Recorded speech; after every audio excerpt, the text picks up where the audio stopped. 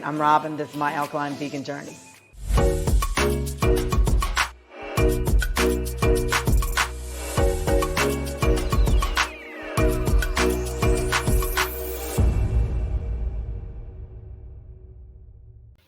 Wow, I found out so much information about castor oil and I need to share it. This is a 3-part series on all things that you need to know about castor oil. We deal with how to grow it, how to harvest it, how to prepare the seeds to extract the oil. We tell you all the biochemical compounds that are in it, how these compounds are so prevalent and potent in the human body.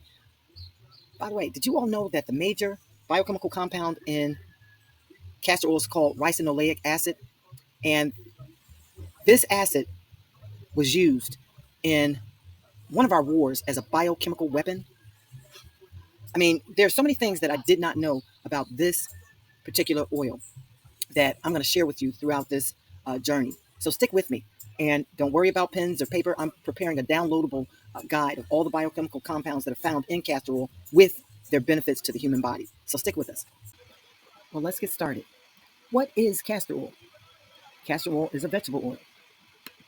The oil comes from the seed of the Ricinus communis plant, otherwise known as the castor bean plant. This is a cluster, I call them pods, of beans. The brown things that you see in the photo are the beans. Inside the bean are the seeds. And that's what makes castor oil so expensive. It's extracting the seed from the hull, which is the bean, and extracting the oil from that seed. This is the oil that was left on my hands after handling the actual pod with all the beans, which signifies that the seeds are still ripening, and through a natural process using the sun, it's still extracting the oil. The biochemical components found in castor oil are phenomenal, starting with the ricinoleic acid, which is a rare compound. The ricinoleic acid is the primary active compound, and it makes up nearly 90% of the seed's chemical structure, something almost no other oil can claim. The benefits are anti-inflammatory, and we know that anti-inflammatory is all about reducing swelling, pain, and redness in the body. And it's especially useful for soothing skin, joints, and internal inflammation. It's antibacterial, which means it kills or stops the growth of bacteria, helping to prevent or fight infections on the skin or inside the body. Then it's antifungal. That means it fights against fungi, like yeast or mold, and is commonly used to treat skin issues like athlete's foot or yeast infections. Then it stimulates the lymphatic flow, your body's natural drainage and detox system. It moves fluids, waste, and toxins out of your tissues and supports your immune system. The compounds also benefit the relief of pain, promotes hair growth, and moisturizes and soothes the skin. Although ricinoleic acid is the major compound found in castor oil, it comes with backup. Oleic acid, which accounts for about 3 to 5% in the seed, and is an omega-9 fatty acid. The benefits are skin softening, reduction of inflammation, and it enhances the skin's permeability for deeper hydration, which makes this the key component and the reason why castor oil is the oil that actually penetrates deeper in the human skin than any other oil. Then you have linoleic acid, which accounts for about 3 to 4% of the castor seed. It's an omega-6 fatty acid. The benefits are skin barrier repair, acne properties, anti-acne properties, and it supports wound healing, which are ideal for those autoimmune disease breakouts like psoriasis and eczema. There's stearic acid in castor oil. It's a saturated fatty acid. The benefits is it's used as a cleansing agent in soaps. It's an emollient and skin softener. Palmitic acid is an antioxidant that enhances the skin barrier function. Now I want to talk to you about the saturated fatty acid found in stearic acid, the omega-9 fatty acid found in the oleic acid, and the omega-6 fatty acid found in the linoleic acid, and the monounsaturated fatty acid found in the ricinoleic acid. What's interesting is the ricinoleic acid also has an omega-9 fatty acid. So starting with the monounsaturated fat found in the ricinoleic acid, it is a healthy fat found in foods like olive oil and avocados. They help to lower the bad cholesterol, that's called LDL, and it supports heart health without clogging the arteries. Then you have the oleic acid, which is an omega-9 fatty acid. It's a non-essential fat for your body. Your body can make it, but it's still super beneficial. It's found in castor oil, and they help to reduce inflammation. It supports immune health and balance cholesterol. Then you have the omega-6 fatty acid found in the linoleic acid. Now, it is an essential fat that your body cannot make on its own. It's found in nuts, seeds, and oils. They help with brain function, skin health, and cell growth. But check this out. Too much of the omega-6 fatty acid without enough omega-3 can lead to inflammation. Now, the emollient that the stearic acid provides is basically a substance that softens and smooths the skin. And it does this by forming a protective barrier that locks in moisture that helps to repair dry, cracked, and irritated skin. Now, we all know that an antioxidant protects your body from these free radicals, these unstable molecules that damage cells and speed up aging. Antioxidants help prevent disease and keeps the skin looking youthful and healthy. So we covered all the oils that are found in castor oil by way of these biochemical compounds. Now let's move on to the rest of the biochemical compounds and a note of warning. Okay, here we go. The tocopherols, the vitamin E, that is your anti-aging ingredient. Skin repair, antioxidant, all of that. But check out this warning. The ricin and ricinin that's in these castor beans is very toxic to humans. It only takes about 1 to 2 milliliters for it to cause fatalities. You can't play around with this stuff. But that's why when it's processed properly, it is so potent and effective. Join us May 12th. We're going to be making our Black Castor Oil here in St. Lucia. This is just a recap of all the benefits that these biochemical compounds in castor oil are providing. Digestive health, pain relief and anti-inflammatory, lymphatic and immune support, skin health, hair and scalp health. And don't forget, that's your eyebrows and your eyelashes. Helps with all of that. This is the one thing, if you have nothing else in your medicine cabinet, that you should have. Castor oil, Black Castor Oil from St. Lucia. Now we're at the fun part, where we actually show you how I make Black Castor Oil in St. Lucia. I'm going to show you how I harvested the seeds, and that was a long process. And I believe primarily is the reason why castor oil is so expensive. I'm going to show you exactly how once you've harvested the beans, the seeds are within the bean, and the extraction is laborious. I'm going to show you how we not only extract the seed from the bean, but on May 12th, we're going to go live and show you exactly how we prepare the castor oil. Now, we're waiting to May 12th because it is a full moon, and we're preparing this whole batch according to the lunar cycle. The beans were harvested during full moon, and they're being prepared into the castor oil on a full moon. And here in St. Lucia, that has great significance, not only for the maximum yield, but also the spiritual connection to the earth, the frequencies and the resonance that comes with preparing the oil during the lunar cycle. I'm also going to provide a few infusions that we have available in the myalkalineveganjourney.com store that are made with our homemade, handmade castor oils. They're phenomenal. Those oils that are infused take a while. So for those of you that join us during the live, will be available to purchase, pre-order the castor oil that we're actually making on the 12th.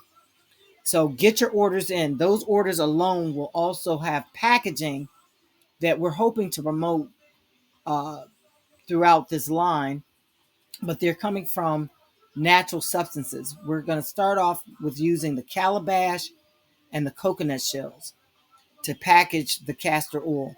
So they're going to be commemorative and keepsakes. So make sure you get your pre-orders in. The pre-order starts on May 12th at the beginning of the live show. The website is myalkalineveganjourney.com, and all orders that are taken will be by first come, first served only, because we already know we're going to have a limited supply. Now, if you get your pre-orders in and we run out, you will be on the next list of those receiving the next batch of castor oil.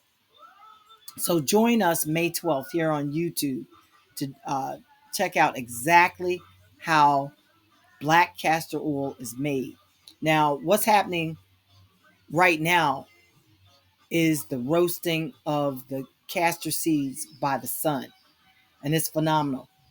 When you roast the castor seeds, what's happening is that several important changes are occurring. Moisture evaporates. That is one of the things that is really necessary when trying to drive out the water content, drying the seeds and preparing them for the oil extraction. The second thing that's happening is the toxin breakdown. That ricin that's in the castor oil needs to be denatured. Castor seeds naturally contain a toxin protein called ricin.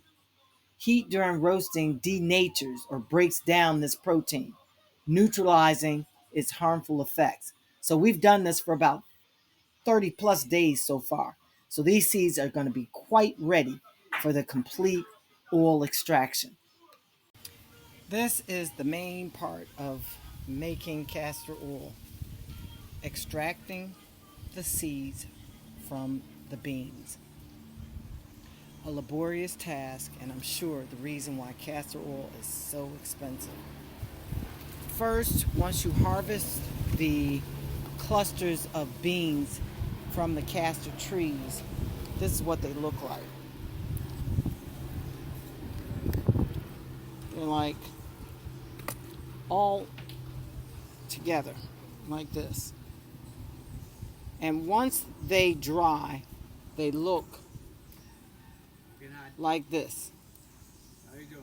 Okay, I'm filming right now. So the castor bean actually has 3 sections to it. And in each of these sections is a castor seed. And what you have to do is get that seed out of the bean. When the bean starts to dry, it begins to pop each of those sections, those 3 sections, into single sections. And this is kind of what it looks like.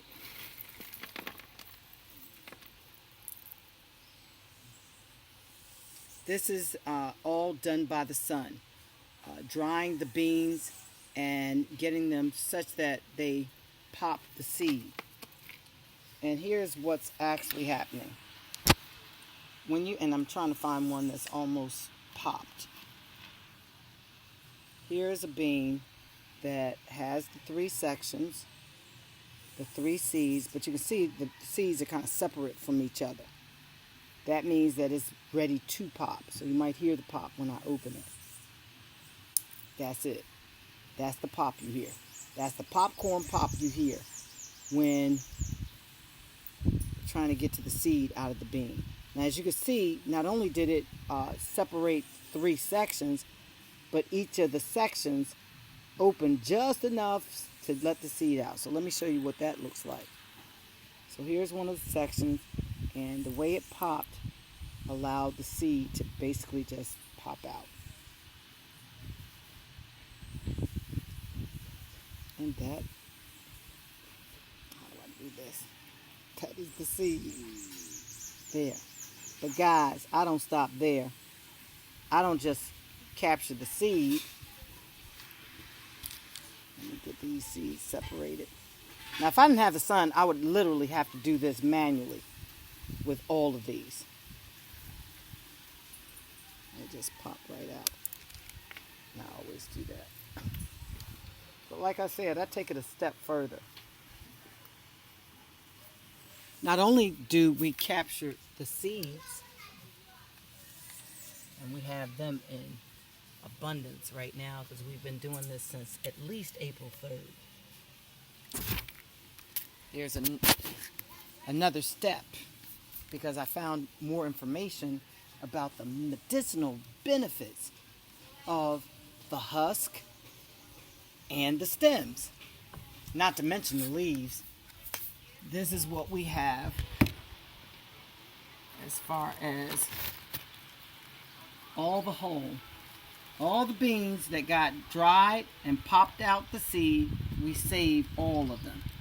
I go through these about 20, 30 times to make sure we have every seed because every seed counts. But like I said, not only do I keep the hulls, I keep the stems too.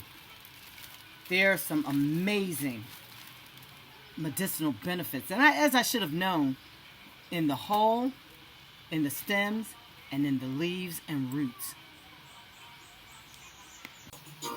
Now check this out. These are the baby castor plants, but all of this is on top of root plants like yams and things that vine up. And you can see the vines kind of on the side there coming out. And I put a couple tomatoes out there just thinking that, I don't know, if they grow, they grow. If they don't, they don't. But here come these castor plants. And they're very prevalent. And that's how they effectively can be planted anywhere. So if you get any of the mulch that does have the seed, try to go through it, not to kill the seed. We've gone through these husks and shells several times to make sure we capture every seed, because every seed counts. Believe you me, when you're making castor oil. But if you do happen to get one, because we're going to package your oil in these, husks, and you can use them for your fertilizer. You can use it for your anything for the ground. They actually have a recipe for using something else. Okay. So y'all give me a minute. We're going to go through this next video and I'll explain. This is how we harvest our castor beans. These are the seeds we're looking for. They're dark in color, dried, and ready to pop the seed. They make the easiest to work with when making castor oil because they're almost to that point of releasing the seed.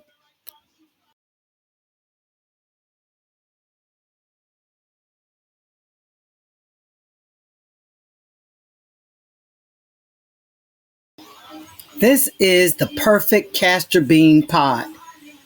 Many of these seeds have already popped from the beans and are now growing new plants. That's the reason for those small baby plants in that pot of rooted plants at the beginning of the clip. Those seeds actually popped from the beans as we were drying them into the pots and are now growing. We've got about 6 of them growing. This is the perfect castor bean pod. All the beans are dried. The sections are separate. All that's left to do is to pop the seed. This was one of those perfect castor bean pods with all the beans dried, separate. I harvested this and check out what I found.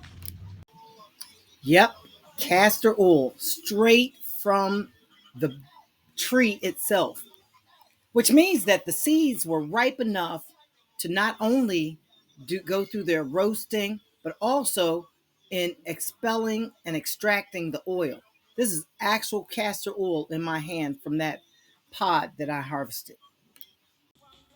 Hey guys, yes, these are castor beans, and I'm getting to the seeds, and they're popping in my hand.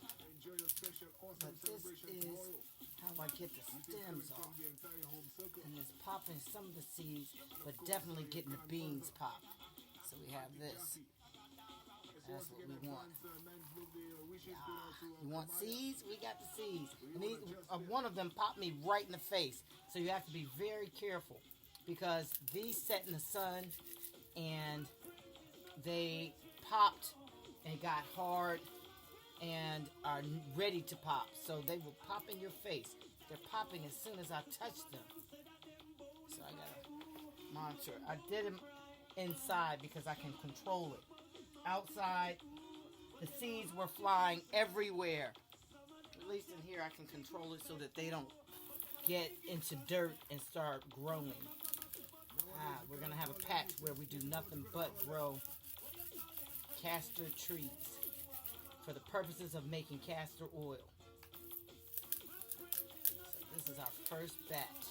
And I'm telling you, this may look like a lot, but this is still not enough. This might make, I don't know, maybe, I want to say, maybe 16 ounces, if that.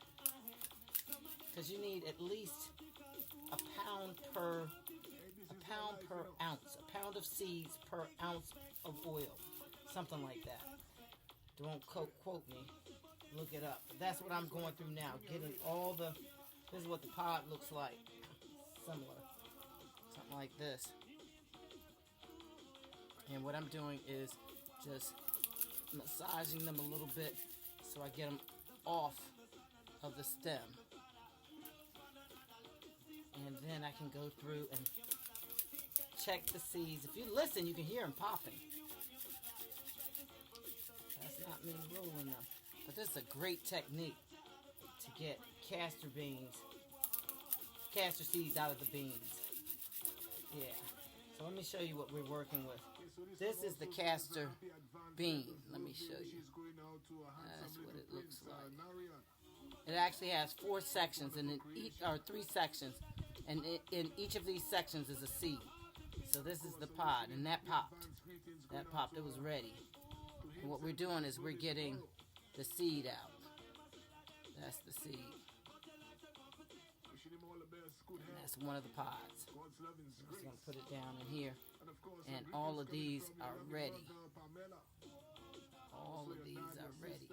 And what I'm trying to do is get these shells out of the mix. So, join me in about 3 hours when I finish this batch. Now that we have all the castor pods separated from the stems, yes, I'm using an old suitcase, popping. And what's left in your hands are pieces of the pod. You know, these little pieces where you know a seed has already come out. So once I go through and wash these,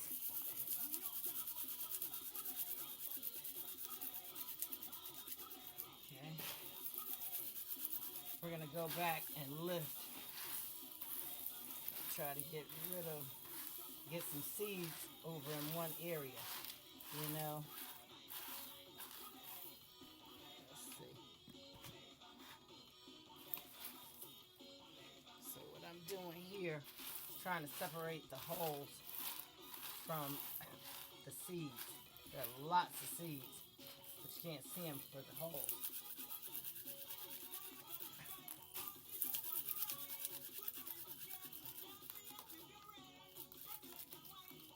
This opens this tripod seed bean and releases all of the seeds. Really works out nicely.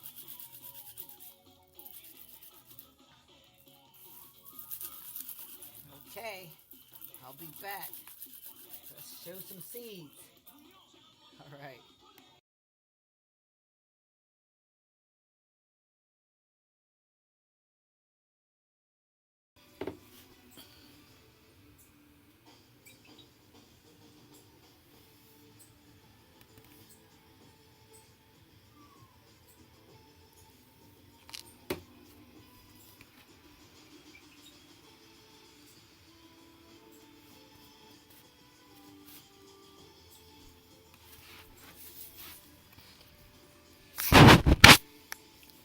These are the castor beans. Hey guys, it's Robin from my Alkaline Vegan Journey, and we are on task. I'm going to tell you, making castor oil is a laborious task. No joke. I'm telling you.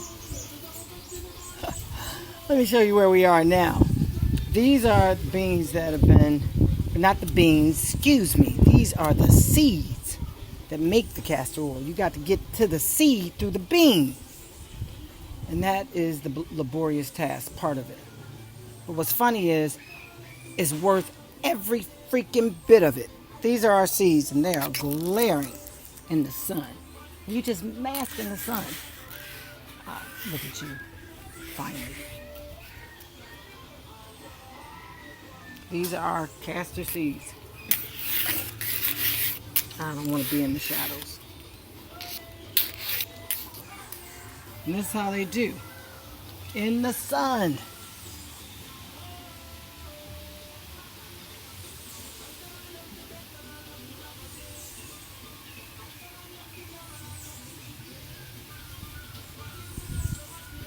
Just so. This is how we roast our castor beans.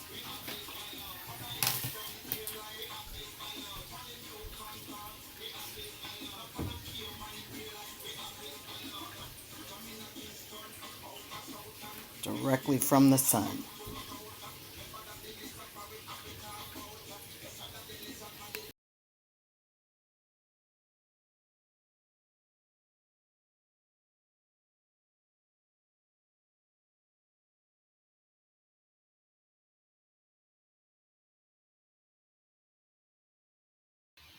So, guys, make sure you're with us on May 12th. It is the full moon and it is the day we're actually going to process the actual castor oil. All the roasting, all the harvesting, everything has been done. We have the seeds. We've got our setup. We're going to be doing the actual live on YouTube, possibly TikTok as well. And we're going to show you exactly from the point of roasting those seeds what you have to do to extract the oil, making black castor oil from St. Lucia, which I'm telling you is exponentially better than all of it because of the volcanic earth that the trees are grown in. So join us May 12th. We're going to assign the time, but make sure you're subscribed. Those of you who are pre-order, we're going to open pre-orders for this castor oil that we're making on the 12th during the live.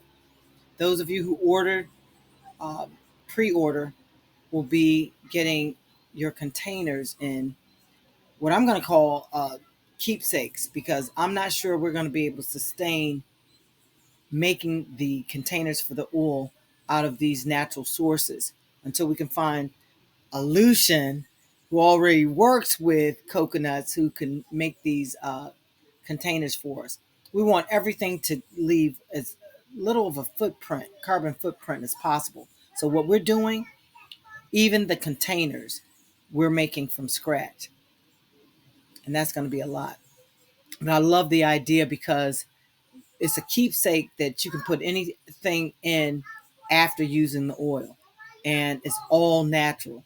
So the entire concept of doing the lunar cycle with growing, with harvesting the seeds and processing the oil during this lunar cycle is going to be exponentially heightened by using it from a natural source like a coconut shell or a calabash. So you all join us on May 12th and make sure you have your orders ready. Everything is coming through the website, myalkalineveganjourney.com. I'm Robin. This is My Alkaline Vegan Journey. Join us.